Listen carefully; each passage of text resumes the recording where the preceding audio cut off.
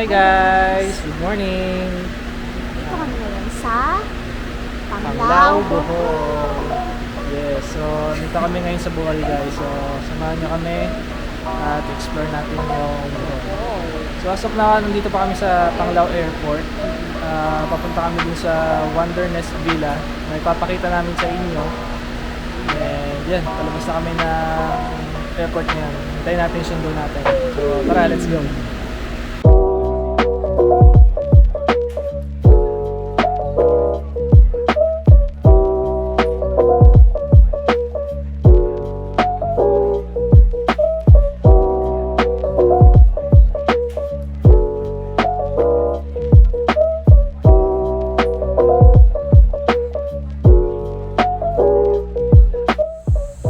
Hi guys, good morning. So, nandito na kami sa Wondernest Villa. Yeah, so papakita namin sa iyo yung area.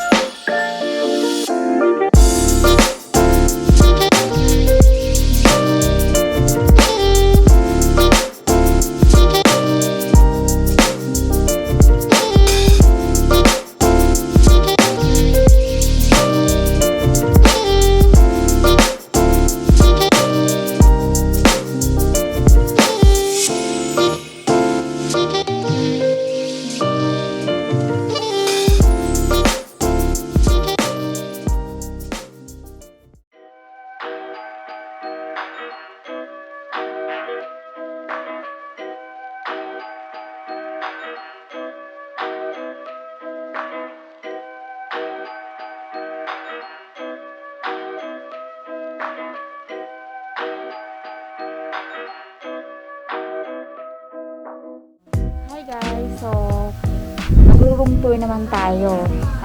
Ito yung room na nakuha namin sa Wonder Nest Villa dito sa Panglao, Bohol. So, yung kinuha namin yung Cabana 1. Tatlong cabana to, 1, 2, and 3. Pare-pares lang yung laman niya ng bawat isang cabana, pero mas malalaki yung 2 and 3.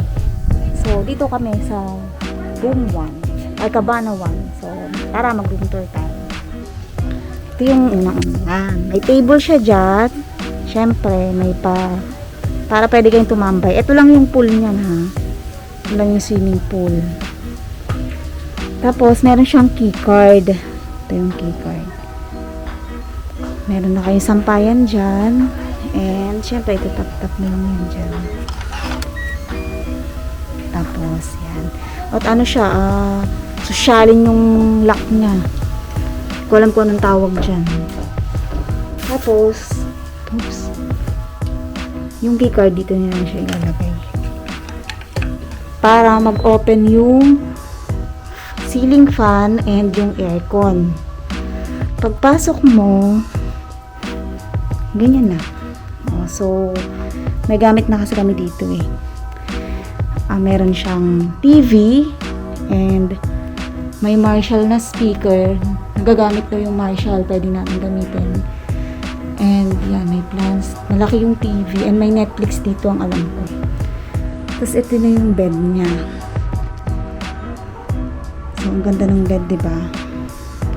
Provided na rin yung towel at saka yung mga toiletries. May water na din and may baso. Tapos, very aesthetic yung room na to.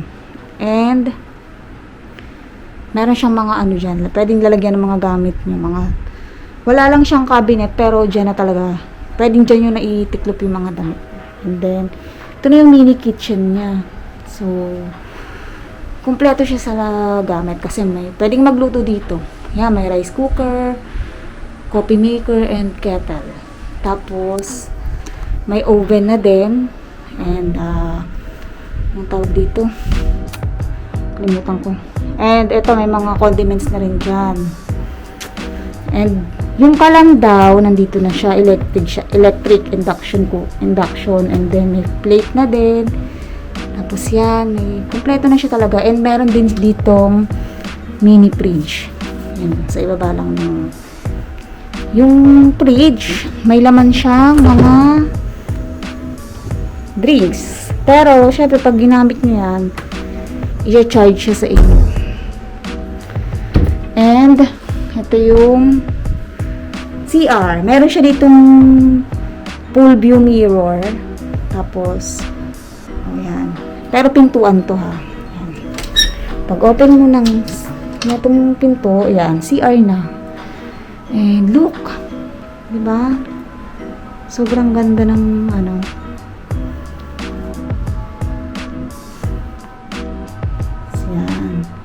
May salamin uli dyan and provided na yung mga liquid hand soap and meron silang binigay doon na shampoo. And yung toilet, maliit lang siya pero maganda at malinis. May hot and cold shower na din. And tingnan nyo yung flooring. Ang lakas maka-social.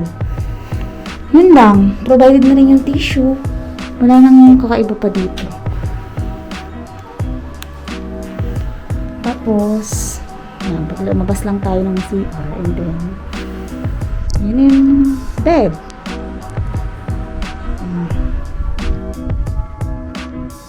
Tapos, yun yung pool view. Paglabas mo, okay na. Ito yung lock nila, oh. Nag-automatic. Automatic daw to, eh. So, ito. Pagising mo every morning, oh. Nandiyan ka, nakatambay ka lang. Say hi! So, yun. That's it for our room tour. Nakuha namin yung room na to, Cabana 1, for 3,600 per night. So, mura na yun eh. Kasi may discount sila ngayon. Kasi off-season ngayon eh. Kapag summer, parang mas mataas siya, parang nasa 4-5 ang isa kasi discounted na yun kasi off season nga. So that's it for our room tour and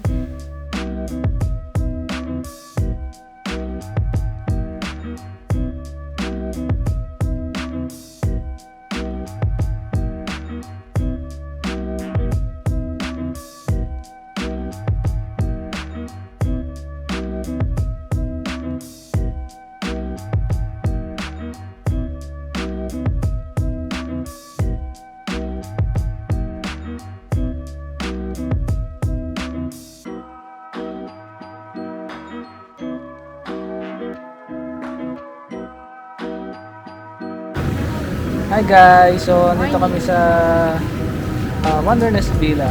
So, magbe-breakfast kami by the pool. Yun Ito naman yung yung breakfast nito. breakfast namin. Bongga, di ba? Palutang-lutang siya sa pool. Ang bongga. So, breakfast in pool dito, hindi breakfast below. So, ibang level dito guys. Valley level. Ito nyo naman, di ba? Sosyal. Bongga. So, yun. Kakain muna kami guys.